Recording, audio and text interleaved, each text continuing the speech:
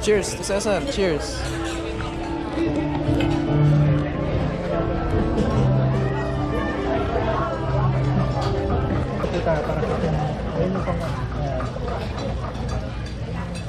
Walang knife. Pang ano to eh. Pangkuha ng cake to eh. Pwede ba ito na lang? Okay, pwede na lang. Ay, oo nga. Pwede pala solid na ito. Ma'am, sir, para po tayo para sa video. Yan. Kahit dito na po tayo mag-cut. Yan, paano pa po. Huwag nyo lang po, abi lang po kami. Okay ka na? Okay, go. 1, 2.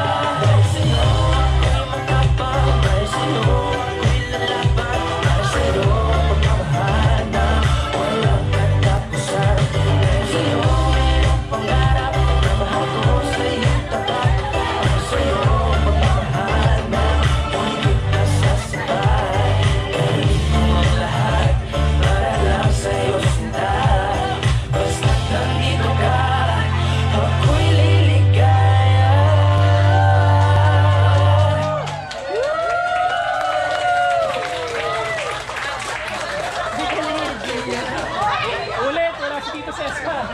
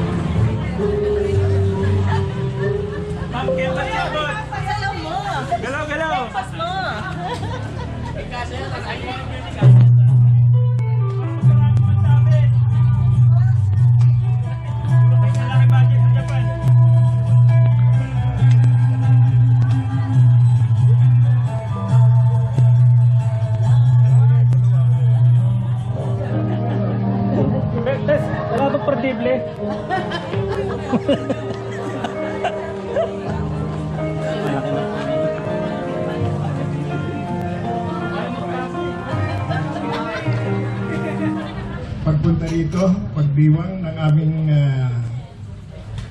50th anniversary. Higit sa lahat, ako'y nagpapasalamat sa Panginoon Diyos sa 50 taon na paggagabay sa amin ng Panginoon, sa hirap at ginawa, sa away bati. Hello, pare. Sandali lang, mga 15 minutes lang. Palagay ko natural yun sa mag-asawa.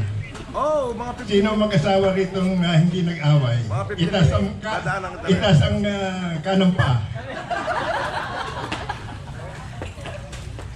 At ako'y nagpapasalamat din sa mga aking in-laws.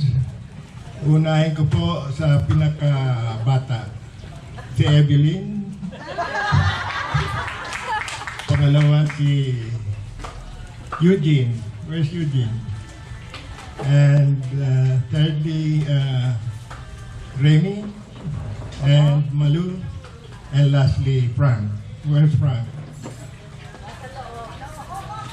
Nagpapasalamat ako sa inyo dahil sa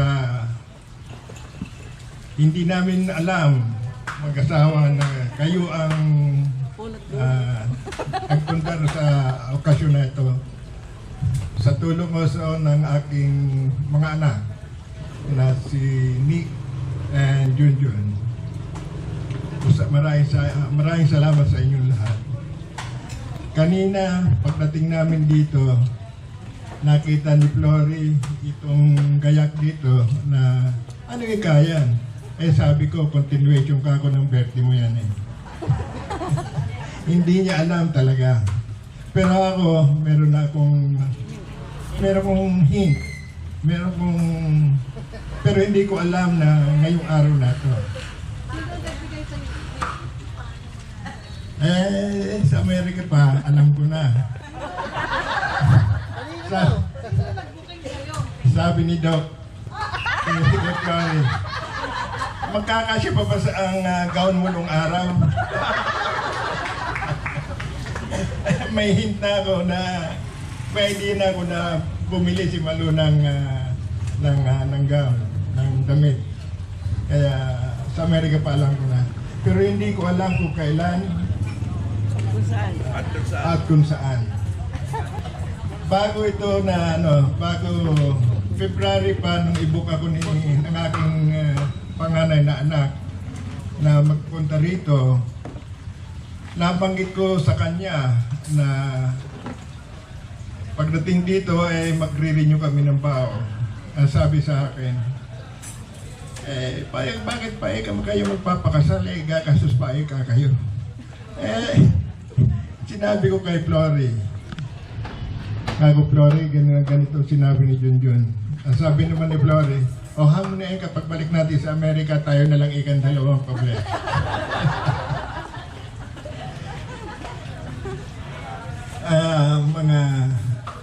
Mga kapatid, mga in-laws, mga anak, mga apo, maraming salamat sa inyo lahat.